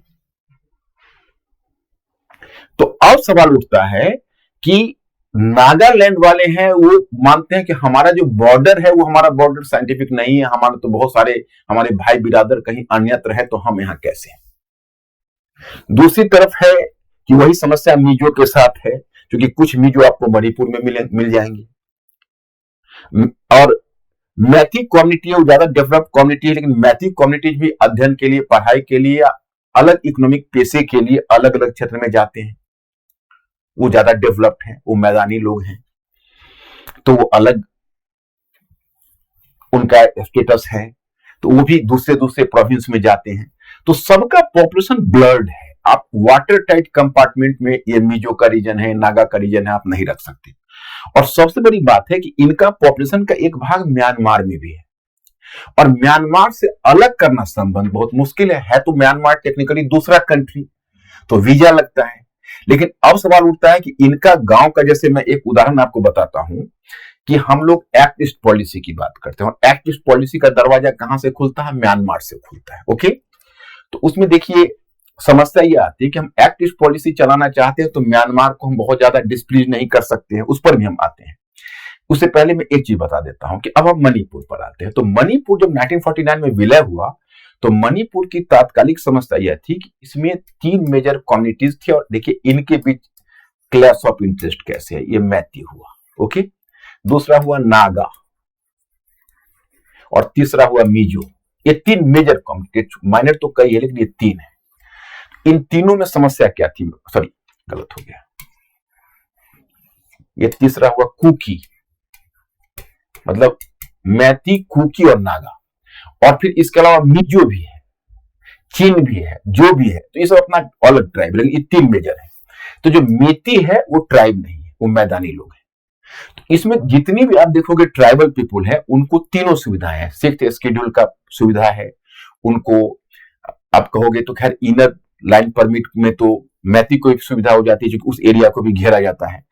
और लेकिन जो तीसरा आर्टिकल 371 का है, तो उसमें आप देखोगे कि खैर उसमें तो सभी को सुविधा है, लेकिन जो विशेष रूप से जो एसटी का रिजर्वेशन है, वो एसटी के रिजर्वेशन से मैती वंचित है। लेकिन मैती सबसे डेवलप्ड है, इकोनॉमिकली भी वेल ऑफ ज्यादा है, बिजनेस में भी आगे हैं, सरकारी सेवा में भी आगे हैं। और अगर आप सिर्फ मणिपुर के टोटल देखोगे तो मणिपुर विधान मंडल में टोटल 60 एमएलए हैं, उसमें 40 एमएलए मैती से हैं, 40 एमएलए हम मैती से हैं, और 20 एमएलए में 10 हैं आते हैं नागा से और 10 आते हैं कुकीज से, 10 कुकीज और 10 नागा, 10-10 दोनों का है, और बाकी 40 इनसे है। तो ये तो काफी डेवलप्ड है। अब सवाल उठता है कि लेकिन पॉलिटिक्स है, पॉलिटिक्स पर भी हम आते हैं। तो ये आपको अब इन तीनों में क्लैश ऑफ इंटरेस्ट क्या है मैं आपको बताता हूं। क्लैश ऑफ इंटरेस्ट इन तीनों में है, जो मैती कम्युनिटी है वो भारत के साथ जो विलय हुआ उसी समय से उनको आपत्ति बनी हुई थी। उनको लग रहा था कि भाई नहीं, जो विलय है इट इज नॉट फेयर, ये अनफेयर हुआ, ये नहीं होना चाहिए था टाइप का। तो जो मैती कम्युनिटी है वो कहीं ना कहीं फ्रीडम के विषय में सोचने लगते हैं कि भाई हमें फ्रीडम चाहिए, ये सोच रहे थे उस समय। और जो नागा कम्युनिटी है इनका प्रॉपर्टी राइट और कुकी का प्रॉपर्टी राइट अलग अलग है। जैसे नागा कम्युनिटी, वहां पर कम्युनिटी राइट है, सामुदायिक संपत्ति, और कुकी में जो एक कबीले का मुखिया होता है उसमें प्रॉपर्टी होती है, चीफ के पास प्रॉपर्टी राइट होता है। अब इन तीनों का इंटरेस्ट में क्लैश यह है कि मैती अपना अलग इंडिपेंडेंस चाहते थे, कुकी चाहते थे हमें सेपरेट स्टेट मिले, और नागा चाहते थे कि व्यापक नागालिंगम बने। व्यापक नागालिंगम का मतलब हुआ कि उनका कहना था कि मणिपुर के नागा, अरुणाचल, मणिपुर, अरुणाचल, नागालैंड और मणिपुर तथा म्यांमार, इन 4 क्षेत्रों के नागा मिलकर नागालिंगम बनाएंगे। नागालिंगम एक पूरा राष्ट्र की बात करते हैं। असम नहीं है उसमें, सॉरी, अरुणाचल, मणिपुर, नागालैंड, मणिपुर और म्यांमार, इन चारों को मिलाकर वो अपना नागालिंगम की बात करते हैं। तीनों का इंटरेस्ट अलग अलग है। तो इन मणिपुर में तो है लेकिन बटा हुआ परिवार है। हालांकि अभी समस्या नागा और कुकीज में नहीं आ पाई। अभी नागाज और कुकीज थोड़ा सिंपैथेटिक ही एक दूसरे से हैं, क्योंकि बात आ गई मैदानी और पहाड़ी लोगों की, तो इसलिए थोड़ा सा वो सिंपैथेटिक भी है। बल्कि आप देखोगे कि मिजोरम में तो धमकी भी दी है, क्योंकि मिजो लोग भी नाराज हैं। तो मिजोरम में तो मैती लोगों को धमकी दी गई कि भाई आप लोग यहाँ खाली कर दिए, 600 मैती वहां से निकल कर चले आए। तो ये बेसिकली यहाँ पर इनका जो अगर पॉपुलेशन कंपोजिशन आप पढ़ेंगे तो इनका जो ट्राइबल कंपोजिशन है बड़ा कंफ्यूजिंग स्टेट है। तो इसको पहले समझना होता है मणिपुर के प्रॉब्लम को समझने के लिए। ओके, अब यहां तक आप समझ गए होंगे। अब देखिए, अब समस्या क्या है कि जब भारत को आजादी मिली तो मैंने कहा कि 1999 जो 1919 है, तो 1919 में आपने, सॉरी 1949 में मणिपुर का विलय हुआ, दैट इज करेक्ट। तो मणिपुर के विलय के बाद अब जो समस्या, मुख्य समस्या आ रही थी, वो समस्या ये आ रही थी कि जो ये राज्य हैं तो इनका विलय, जैसे मणिपुर का विलय तो हुआ, लेकिन उसके बाद कांग्रेस सरकार लगातार यहां रूल करती रही। कांग्रेस यह सरकार वहां पर निरंतर रूल करती रही उस जगह पर। तो उसके बाद आप मान के चलिए तो 7 डिकेड से लगभग कांग्रेस की सरकार थी, कभी लोकल पार्टी के सहयोग से, कभी इससे। तो इंडियन नेशनल कांग्रेस कभी न कभी किसी न किसी रूप में आती रही। जो सबसे दुखद बात माय स्टूडेंट्स एंड व्यूअर्स मुझे लगता है वो ये है कि जब हम राष्ट्र बने थे, जैसे आप इतिहास में मैं ले चला, तो मैं एक जगह आपको और भी थोड़ा 5 मिनट रोकना चाहूंगा कि हम जो नेशन बने थे वो हमारे नेशन बनने का मॉडल अलग था, पश्चिमी देशों से अलग था। अब यही आप समझें कि जब भारत को आजादी जिस समय मिलने वाली थी उस समय प्रधानमंत्री चर्चिल ने तो इतना तक कह दिया था कि इंडिया नेशन हो ही नहीं सकता। इंडिया एक ज्योग्राफिकल एक्सप्रेशन है, एक भौगोलिक अभिव्यक्ति है। इसमें इतने जाति निर्जाति यानी tribes, caste, community and regions हैं कि India can never become a nation. ये बात जॉन स्ट्रेची 1880 में ही कह चुका था। हम लोगों ने इस चैलेंज को एक्सेप्ट किया, तो हम लोगों ने जो नेशन बनाया उसको आज भी तुम देखते हो, हालांकि अब पुस्तकों में ही रह गई है, दुर्भाग्य है, ये रियल लाइफ में नहीं आ पाई। उसको हम लोग नाम देते हैं यूनिटी इन डाइवर्सिटीज, माने विविधता में एकता। तो विविधता में एकता का मतलब है कि जो डिफरेंट कम्युनिटीज हैं, डिफरेंट जो रीजन हैं, उन सबको, डिफरेंट लिंग्विस्टिक ग्रुप्स हैं, तो उन सब की पहचान को स्वीकार करते हुए हम एक नेशन बिल्डिंग की दिशा में आगे बढ़े। तो सवाल यह खड़ा होता है कि जब हमने नॉर्थ ईस्ट को भी, जैसे हमने कश्मीर को लिया, तो जम्मू कश्मीर को आर्टिकल 370 उस समय लगाना पड़ा, हालांकि वो टेम्पररी था जो हट भी गया, तो उसको हमने लिया। उसी प्रकार से साउथ इंडिया में कुछ ऑब्जेक्शन था, तो वहां पर भी हमने आर्टिकल 371 में कुछ उनके लिए भी जगह बनाई। तो जहां जहां कोई ऑब्जेक्शन था तो सबके दुख दर्द को, किसी ने कहा हमको लिंग्विस्टिक स्टेट चाहिए, तो हमने लिंग्विस्टिक स्टेट बना दिया 1956 में। राजभाषा, राष्ट्रभाषा का प्रॉब्लम आया कि भाई पहले हम लोग हिंदी भाषा को कंप्लीटली राजभाषा बनाना चाहते थे, state language, but there was objection from the non Hindi belt and the you can say some other states, तो नॉन हिंदी स्पीकिंग स्टेट्स, तो we have considered a demand and finally English became a supporting language to Hindi. तो उस वक्त इतना सारा compromise हम लोगों ने किया कि भाई इंग्लिश को हमने राजभाषा के रूप में एक सहवर्ती राजभाषा बना दी। लेकिन इसके बाद भी मतलब जब हमारी पहली सरकार गठित हुई तो हमारे लिए गर्व करने की बात थी, क्योंकि देखो जो पश्चिम में उन्होंने जो नेशन का मॉडल बनाया था वो मॉडल एशियो अफ्रीकन कंट्रीज में चल ही नहीं सकता था, क्योंकि एशियो अफ्रीकन कंट्रीज में इतनी डाइवर्सिटीज थी, इतनी विविधता थी कि उनका जो western model of nation building था उसमें यूनिफॉर्मिटी ज्यादा है, एक लैंग्वेज एक नेशन, कल्चरल डाइवर्सिटी उनमें उतनी नहीं थी। तो हमारे लिए बेसिकली हमने जो नेशन बिल्डिंग किया तो दुनिया के लिए एक नजीर था, it was a template for the world, दुनिया इसको फॉलो कर सकती थी।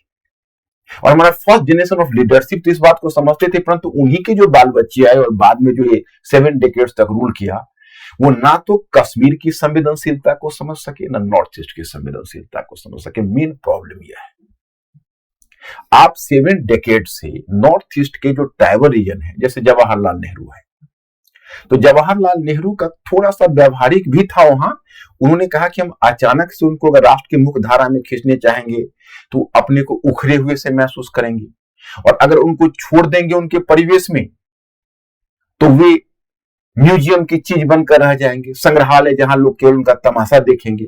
हमें नहीं चाहिए, हम धीरे धीरे उन्हें राष्ट्र की मुख्य धारा में खींचेंगे और डेवलपमेंट करेंगे। तो पिछले 7 डेकेड्स में ना तो हमने वहां ढंग से इंफ्रास्ट्रक्चर बनाया, ना हमने ढंग से उनके डेवलपमेंट के लिए काम किया, और सबसे बड़ी बात है कि 7 डेकेड्स में हम उनको एहसास नहीं दिला पाए कि you are the part of mainstream Indian nation. और सिचुएशन क्या है आप हिस्ट्री में देख ही रहे हो, ब्रिटिश ने पहले ही चालाकी कर डाली थी, फिर हम लोग आए तो हम लोग बहुत समय तक समझ नहीं पाए उनके प्रॉब्लम को।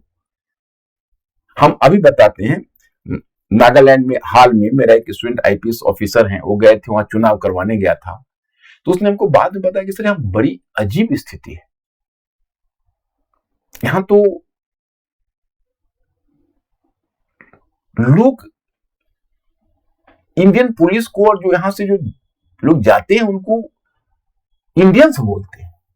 तो अगर वो इंडियंस बोलते हैं तो भाई वो क्या है? तो ये एहसास हमें कराना चाहिए। लेकिन हम लोकल पॉलिटिक्स में वही कश्मीर के साथ हमने खेला और वही हमने इनके साथ किया। ये मैं पीछे की बात बता रहा हूं, इसमें ये गवर्नमेंट कहीं नहीं थी, ये कांग्रेस गवर्नमेंट के रिजीम की बात है। अब सवाल उठता है कि जब 2017 में ये गवर्नमेंट आई, मैंने वहां वैसे तो 2014 में ही आ चुकी थी इंडिया में, तो इसने एक तो सबका साथ सबका विकास, डबल इंजन गवर्नमेंट, तो हम लोग को बहुत उम्मीदें जग रही थी कि कुछ नया करने वाली है, तो कुछ नया करने वाली है। और मणिपुर में एन बीरेन सिंह की सरकार बनी, तो नया करने वाली में क्या है कि जैसे देखिए, अब अगर यह नागालैंड है, अब यहां पर मैं इसको देता हूं, और ये है इंफाल वैली, तो यहां 10% रीजन में 10% जो रीजन है उसमें लगभग 64% पॉपुलेशन है और डेवलप्ड है ये। तो इधर जो लोग हैं वो ट्राइबल हैं, उसमें मुख्य रूप से आप जानते हो कि कौन है, कुकीज हैं, नागाज हैं और कुछ मिजोज भी हैं और भी बहुत सारे ट्राइब्स हैं। ये ट्राइब है, ये अंडर डेवलप्ड है, इनको एसटी का स्टेटस है, और एसटी का स्टेटस का मतलब हुआ, और फिर इनका शेड्यूल 6 के तहत इनको सुरक्षा मिली हुई है, 371A के तहत सुरक्षा मिली हुई है। तो इसका मतलब यह है कि इधर जो इंफाल वाले जो मैती लोग हैं, ना तो यहां लैंड परचेज कर सकते, ना नौकरी में इनको रिजर्वेशन मिलेगा, और ना बाकी इनको इकोनॉमिक अपॉर्चुनिटीज मिलेगी जो एसटी को मिला हुआ है। तो इनके मन में बेचैनी हो रही थी कि हमें भी एसटी का स्टेटस मिलना है। तो एसटी का स्टेटस मिलना है, तो जो लीडरशिप आया एन बीरेन सिंह, वे न्यूट्रल निष्पक्ष नहीं थे, वो बाइज्ड लगे, और इस चीज को प्रमोट किया गया, यहां पर मेटी को कोई ना कोई रूप में प्रमोट किया गया। अब कहने वाले कहते हैं कि चूंकि जो कुकीज और नागा है वो क्रिश्चियंस थे, मैती में भी मुस्लिम्स हैं, but a majority of are Hindus, तो इनका ये कहना है कि वहां पर जो कुकीज और नागाज या बाकी जो है विशेषकर जो कुकीज है उनके साथ जो हुआ वह बाइल्ड अप्रोच था, पूर्वाग्रहपूर्ण था। और इन्हें मैती को अभी एसटी का स्टेटस दिया जाना और गवर्नमेंट का अगर कोई भी झुकाव एन बीरेन सिंह की गवर्नमेंट का उसकी तरफ था तो यह जस्टिफाइड नहीं था, क्योंकि ये वेल डेवलप्ड थे। अब हाईकोर्ट ने जो डिसीजन दिया उसको सुप्रीम कोर्ट ने स्टे कर दिया, लेकिन हाईकोर्ट के डिसीजन के बाद मैं एक आर्टिकल पढ़ रहा था तो उसमें एक पत्रकार, मुझे वो बात थोड़ा सा लॉजिकल लगा कि उसने कहा कि देखिए अगर हाईकोर्ट ने ऐसा कर दिया तो हाईकोर्ट ने ऐसा कर दिया तो अब उसका दो डेट आता है, 27 मार्च आता है अप्रैल में, हाई कोर्ट का वर्डिक्ट आ गया। तो अगर ये वर्डिक्ट आ गया और स्थिति बिगड़ने लगी तो कम से कम स्टेट गवर्नमेंट और अगर संभव हो सके तो सेंट्रल गवर्नमेंट भी, क्योंकि वो तो डबल इंजन की गवर्नमेंट थी, इन दोनों को आश्वासन देना चाहिए था दोनों पक्षों को कि रुक जाइए आप लोग, हम लोग अभी इस पर पूरा विचार करके हम इसको लागू नहीं करने जा रहे। तो हो सकता था ये दंगे और हिंसा रुक जाती, ऐसा कुछ नहीं किया गया। खैर बाद में सुप्रीम कोर्ट ने जब तक स्टे किया था तो काफी लेट हो चुका था और वहां दंगे काफी भयानक रूप ले चुके थे, एथनिक क्लींसिंग वाला माहौल आ गया था, तो माहौल उतना खराब नहीं होता, ये मानना है। और इसके पीछे एक और फैक्टर है जो काम कर रहा है। जैसे देखो, शायद आप लोगों को ध्यान होगा या नहीं, मैं ध्यान दिलवाऊं कि इधर गवर्नमेंट के एक दो डिसीजन हुए हैं, जो एक डिसीजन तो पहले से और एक डिसीजन अभी मार्च 2013 में हुआ, 2023 में हुआ है। ये डिसीजन क्या है? तो आपने एक बिल के बारे में सुन रखा होगा, आपने एक बिल के बारे में सुन रखा होगा, फॉरेस्ट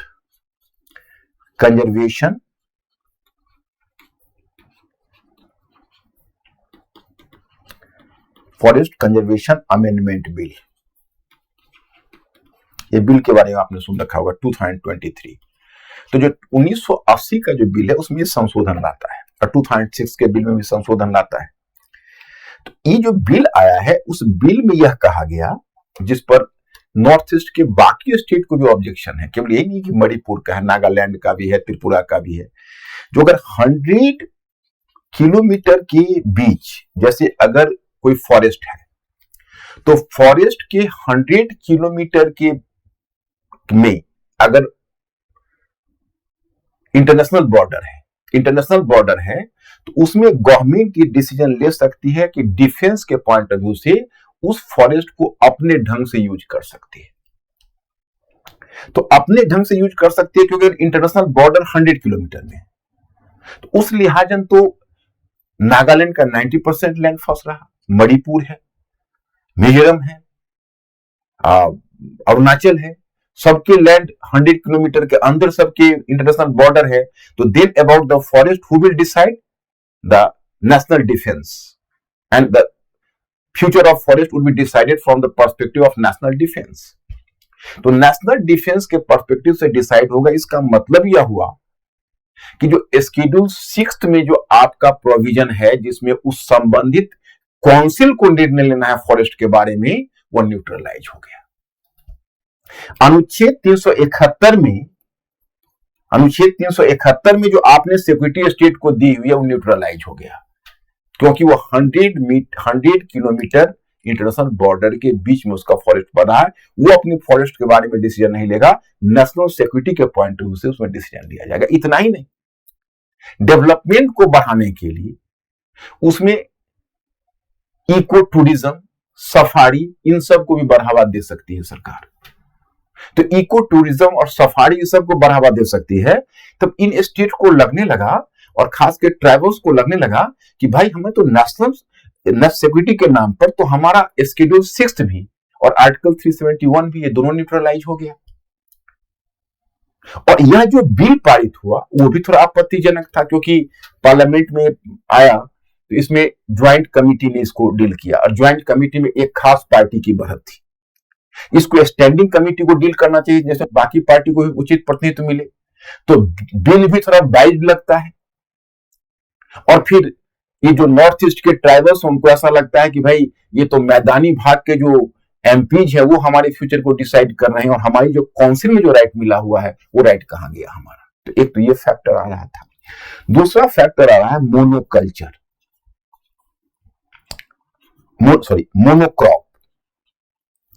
मोनोक्रॉप में आप देखोगे कि गवर्नमेंट के द्वारा एक योजना चलाई गई है जिसमें क्या कहोगे, एक नेशनल टेक्नोलॉजी मिशन है आयल पर, यानी आयल सीड्स एंड आयल पर। तो जो तेल उत्पादन है उसको बढ़ावा देने के लिए पाम आयल पर बहुत ज्यादा बल दिया जा रहा है, और नॉर्थ ईस्ट में गवर्नमेंट के द्वारा पाम आयल को पुश किया जा रहा है। तो पाम आयल को पुश किए जाने का मतलब हुआ, चूंकि टेक्नोलॉजी मिशन है, इसमें बहुत सारे इस तरह के कंपनीज है, जैसे गोदरेज कंपनी है, बाबा रामदेव की जो कंपनी है, पतंजलि वो कंपनी है, ये सब कंपनी को कॉन्ट्रैक्ट मिल रहा और वो सब पाम ऑयल की खेती करवा रहे हैं। तो इन लोगों का जो अपना पहले झूमिंग थी, झूम की खेती थी, तो कहोगे झूम की खेती तो नुकसानदायक है, लेकिन नहीं, पहले वाली झूम आप मत समझिए। इनकी जो झूम की खेती थी वो झूम की खेती ज्यादा साइंटिफिक मानी जाती है, क्योंकि इनको ये बहुत साइंटिफिक तरीके से करते थे। उसमें बैम्बू भी उपजाते थे, डिफरेंट वेराइटीज ऑफ क्रॉप्स को उपजाते थे, और they could deal with the very scientifically उसको डील करते थे। और इससे क्या था कि उनका मल्टी क्रॉप सिस्टम भी चल रहा था, कुछ हॉर्टिकल्चर भी डेवलप कर रहा था उसी झूमिंग के तहत। अब उनको पाम ऑयल के तहत झूमिंग को डिस्करेज किया गया, और पाम ऑयल की खेती उससे क्या हुआ, मोनोक्रॉप आ गया, और उसमें मल्टीनेशनल कंपनी आ गई। तो ये भी मानते हैं कि ये भी हमारे राइट्स का इंक्रोचमेंट है, डेवलपमेंट के नाम पर हमारे राइट्स का इंक्रोचमेंट है। तो यह भी आपत्ति कहीं ना कहीं आ रही है।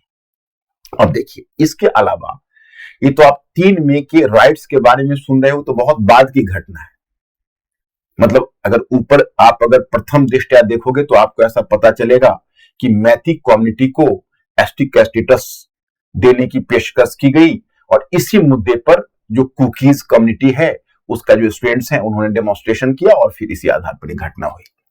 लेकिन इसकी तह में आप जाओगे तो एक और कारण है। वो क्या है कि जैसे आप उसकी ऐसा मानो, आप म्यांमार के बॉर्डर को देखो जरा 1 मिनट।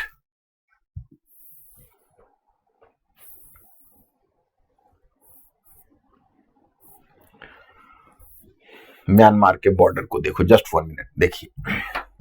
ओह सॉरी,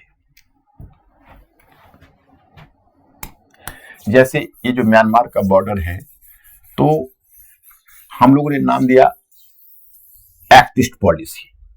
तो एक्ट ईस्ट पॉलिसी के तहत सबसे पहले 2017 में ही एक एक्ट लाया गया था, और उसको कहते हैं एक सिस्टम बनाया गया था। तो इंडो म्यांमार बॉर्डर, क्योंकि हमारा जो लुक ईस्ट पॉलिसी है उसका गेटवे म्यांमार ही है, तो इंडो म्यांमार बॉर्डर पर आप देखेंगे तो एक इंडो म्यांमार बॉर्डर पर फ्री मूवमेंट रिजीम लागू किया गया। मैं 1 मिनट में समझा देता हूं, ये एक नई चीज आपको लगेगी, मैं कोशिश करता हूं कि आपको बिल्कुल क्लियर हो जाए। देखो, ये फ्री मूवमेंट रिजीम क्या है। तो जैसे ये जो आप देख रहे हैं, आपको मैं थोड़ा और पीछे लाता हूं, जस्ट 1 मिनट। आप अगर जैसे इसको देखिए, यहां से देखने से आपको पता चलेगा। जैसे इसको आप म्यांमार समझ लीजिए, और ये बाकी इंडियन स्टेट्स हैं। तो क्या है कि जैसे ये नागालैंड है, मणिपुर है, तो क्या है कि बॉर्डर तो ब्रिटिश ने खींचा था, म्यांमार को भी ब्रिटिश ने जीता था, नॉर्थ ईस्ट को भी जीता था, बाद में दोनों को डिवाइड किया था अपने ढंग से। और ऐसा करने पर बॉर्डर तो बहुत ही पोरस बॉर्डर है, मतलब लचीला बॉर्डर है, ये तो हार्ड लाइन है नहीं, और एकदम वेल डिमार्केटेड बॉर्डर तो है नहीं। तो होता है क्या, जैसे नागालैंड है, नागा है, कुकीज है, मिजो है, ये सब है। तो इनका क्या है कि एक ही विलेज होता है कई बार, तो आधा विलेज होता है नागालैंड में और आधा विलेज होता है म्यांमार में। या फिर आप देखोगे मणिपुर में आधा विलेज होता है, इधर आधा विलेज होता है। जैसे मोड़े, तो मोड़े एक जगह है यहाँ मणिपुर से उधर ईस्ट में, ईस्ट में। तो उस मोड़े में म्यांमार का भी रीजन है और मणिपुर का भी रीजन है। और नागालैंड में एक जगह है मोन डिस्ट्रिक्ट करके नाम है, उसमें तो एक बड़ी अजीब स्थिति है। एक सरदार का मकान है, उसके बीच से बॉर्डर गया है, आधा सरदार का मकान म्यांमार में है, चीफ का, किसी चीफ का, और आधा मकान उनका नागालैंड में। तो यहां पर मजबूरी यह है कि आप बिल्कुल सेक्लूडेड कर ही नहीं सकते पॉपुलेशन को।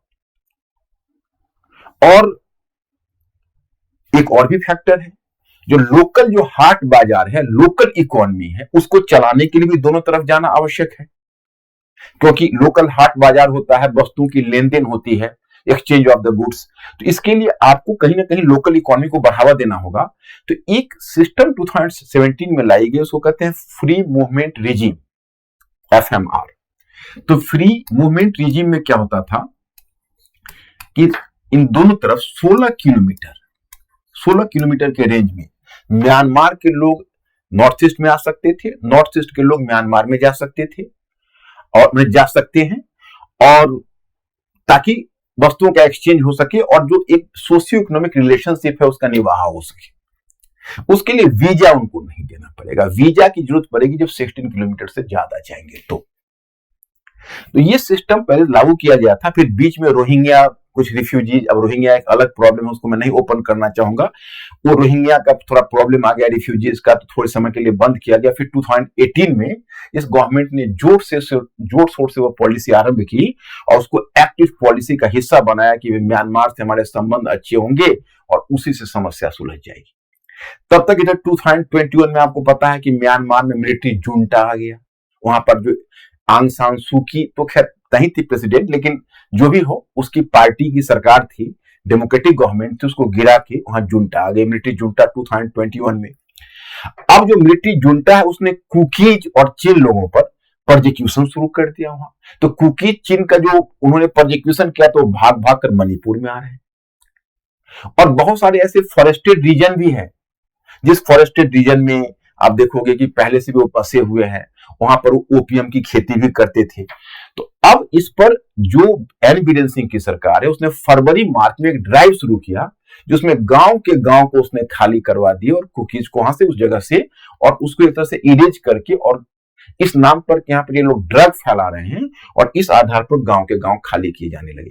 तो वही जो इरेज किया जा रहा है विलेज को, तो उसके विरुद्ध फरवरी मार्च में ही प्रतिक्रिया शुरू हो गई।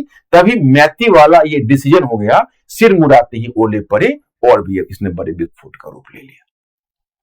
हालांकि ये जो मैं आपको बताता हूं कि जो फ्री मूवमेंट रिजीम है उसको सस्पेंड कर दिया गया 2022 में। ये जो समस्या आई, विशेषकर जो एक बहुत बड़ा ज्यादा पॉपुलेशन उधर कुकीज का आने लगा, जब उनके साथ परसिक्यूशन हुआ, उनको परेशान किया गया मिलिट्री जुंटा के द्वारा, तो ये इसलिए आप देखते हो कि उभर कर आ गई। अब माय स्टूडेंट्स एंड व्यूअर्स, आप, हमको लगता है कुछ फंडामेंटल प्रॉब्लम तो आप समझ पाए होंगे। तो यही प्रॉब्लम है, और ये बड़ा कंफ्यूज स्टेट नॉर्थ ईस्ट का है।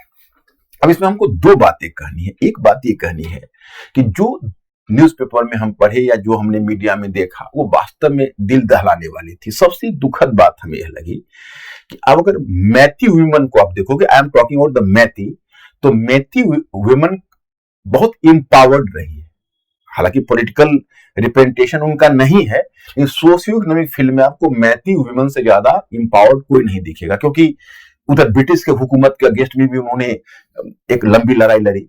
1958 में जब अफसफा लागू किया गया, आपको पता ही है कि जब वो अफसफा, जब वो आर्मी को जब वहां पर वो जो डिप्यूट किया गया और विद्रोह को, इंसर्जेंसी को दबाने के लिए, तो उसको भी उन्होंने विरोध किया। अपने पुरुषों को बचाने के लिए वो लोग फाइट कर जाते थे सिक्योरिटी एजेंसी से। और आप इरोम शर्मिला के बारे में आपने जाना होगा कि वो सबसे लंबा फास्ट उसने रखा अफसफा को वहां से हटाने के लिए। तो उनका एम्पावरमेंट का एक बहुत लंबा हिस्ट्री रहा है। तो मेती महिलाओं, उन्होंने एक कॉमन मार्केट बनाया हुआ है, और कॉमन मार्केट में 10,000 महिलाएं हैं जो अपने गुड्स को बेचती हैं। वो दुनिया के लिए एक तरह से नजीर है। लेकिन इस पूरी प्रकरण में मैं स्टूडेंट्स एंड व्यूअर्स, मैं शॉक्ड हुआ कि देखा कि कुकी महिलाओं को घेर कर सामने लाने में मेती महिलाओं ने भी पुरुषों का साथ दिया, जबकि नॉर्मली ऐसा होता नहीं। और इस तरह के दंगे में जो महिलाएं शिकार होती है, ये पार्टीशन ऑफ इंडिया के टाइम से लेकर आज तक हम देखते हैं, ये पैट्रियार्की का एक बड़ा ही घिनौना रूप है जिसमें महिलाओं को निशाना बनाया जाए। और कम से कम मैती महिलाओं को खड़ा होना चाहिए अपने बिरादर के साथ। लेकिन वहां पर भी जो दृश्य दिखा और जो हमने पढ़ा, क्योंकि हमारा सोर्स भी तो ये साइट तो हमने विजिट किया नहीं, तो उससे हमें शॉकिंग जरूर लगा कि व्हाई, तो ये मुद्दा है। दूसरी मुद्दा जहां तक सरकार की एन बीरेन सिंह की सरकार की बात है, डबल इंजन गवर्नमेंट की बात है, so I have to share one thing with you. मैं सरकार के इंटेंशन पर डाउट नहीं करता, एन बीरेन सिंह के इंटेंशन पर तो मैं उनको बचा नहीं सकता, क्योंकि वो जो मुख्यमंत्री थे और एक खास कम्युनिटी से हैं, और फिर जिस तरह से उन्होंने किया, उनको तो नैतिक आधार पर रिजाइन कर देना चाहिए था मेरे विचार में, कि भाई उनको तो खुद रिजिग्नेशन ऑफर कर देना चाहिए था। और सेंटर तो खैर पार्टी की अपनी मजबूरी थी, सेंटर तो अपनी सरकार को गिरा नहीं पाई, अगर उस गिरा देती तो शायद उसकी काफी वाहवाही होती, लेकिन एन बीरेन सिंह को खुद रिजाइन कर देना चाहिए था, ये फैक्टर है। लेकिन जो दूसरा फैक्टर मैंने महसूस किया है कि सेंट्रल गवर्नमेंट का इंटेंशन बुरा नहीं है, लेकिन कभी कभी इसकी समझदारी पर हमें डाउट हो जाता है। वजह क्या है मैं आपको बताता हूं। कांग्रेस ने लगभग 7 डेकेड्स तक इंडिया पर रूल किया और एक मेजोरिटी ऑफ रीजन पर रूल किया, या उसका अपना एक अलग इतिहास रहा है। तो कांग्रेस गवर्नमेंट की एक कमजोरी रही है, कई फ्रंट पर विफल हो गई, कहीं पर पॉलिसी ऑफ अपीजमेंट दिखाया, करप्शन, तो कांग्रेस गवर्नमेंट चल नहीं पाई, वो टूटकर बिखर गई, क्योंकि एक के बाद दूसरे इनकॉम्पिटेंट लीडर आते गए। जब यह गवर्नमेंट आई, इस गवर्नमेंट का एजेंडा ही था कि कांग्रेस ने जो देश को कमजोर कर रखा है पिछले 7 डेकेड से, उससे देश को बाहर करना है और मजबूत बनाना है। और एक अच्छा खासा ऑडियंस भी बन गया, एक अच्छा खासा इलेक्टोरेट भी बन गया, एक अच्छा खासा क्राउड भी बन गया है, जिस गवर्नमेंट के इस पर भरोसा करती है कि हाँ, इंडिया पावरफुल हो जाएगा, इंडिया विश्व गुरु होगा, इंडिया पावरफुल होगा, इंडिया ये होगा, इंडिया वो होगा। लेकिन मुझे लगता है कि इस सरकार को जब इंडिया जो एक नेशन बना, वो नेशन की बारीकी को समझना चाहिए, क्योंकि आप अपनी स्ट्रेंथ को दिखाने में जो सोशियो इकोनॉमिक बैलेंस है इंडिया का, वो बैलेंस खराब नहीं होना चाहिए। जैसे अब डेवलपमेंट है, तो डेवलपमेंट हमें करना है, लेकिन डेवलपमेंट किसके कॉस्ट पर होना है, उसका भी एक प्रैग्मेटिक अप्रोच होना चाहिए। जैसे भाई हमें क्या, तो हमें इंडिया को बदलना है, ठीक है बदलना है, लेकिन आर्टिकल 371 का क्या, 6th शेड्यूल का क्या? तो संतुलन एक होना चाहिए, एक बैलेंस होना चाहिए, और कहीं ना कहीं हम यहां पर राजनीतिक समझदारी की कमी दिखती है। इंटेंशन खराब नहीं है, लेकिन कांग्रेस का विरोध करने के क्रम या कांग्रेस की कमजोरी को उद्घाटित करने में कहीं हम दूसरी कमजोरी का शिकार न हो जाए, यह भी ध्यान रखना है।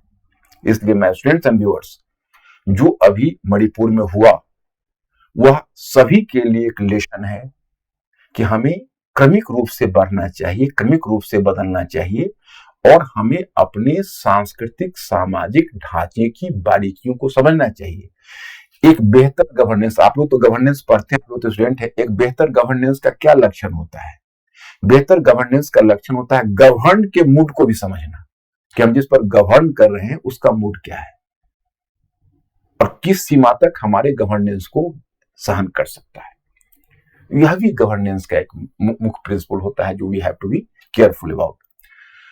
तो मैं स्टूडेंट्स, ये इश्यू तो बहुत कॉम्प्लिकेटेड था, मैंने कोशिश की सिंप्लीफाई करने की, लेकिन अगर मेरी तरफ से कुछ त्रुटि रह गई होगी तो I am extremely sorry for that, क्योंकि ये मामला इतना उलझा हुआ था कि मैंने बहुत हद तक कोशिश की आप लोगों को सुलझाने की, और आप लोगों को हमसे उम्मीद भी जुड़ी रहती है, तो मैंने निष्पक्ष रहने की भी कोशिश की है।